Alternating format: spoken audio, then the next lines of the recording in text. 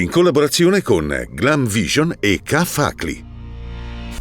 Frane, smottamenti e colate di fango in Val di Fassa, oltre 200 evacuati, caduti fino a 108 mm di pioggia. Rientrano a casa intanto gli sfollati e un grande masso andrà fatto esplodere. Una fossa comune con i corpi di 12 soldati austriaci della Prima Guerra Mondiale riportata alla luce sul Tonale.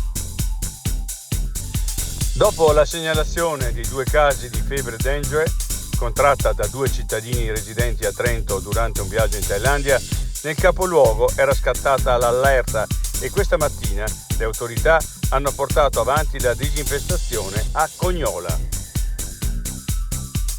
Caldo e siccità per i boschi in Trentino è già autunno. Alberi spogli in anticipo senza aver completato il ciclo vegetativo. Rischio morie per i più giovani e deboli. Molti giovani digitano sui tasti e si lamentano che non funziona.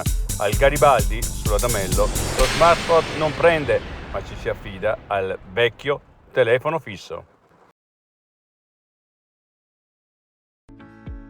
Sei un lavoratore autonomo o hai una piccola impresa? Scadenze fiscali, novità normative, fatture e versamenti. Sono molte le cose che possono farti girare la testa e perdere tempo. Non rischiare. K-Facli ti dà una mano ed è pronto a risolvere ogni tuo dubbio.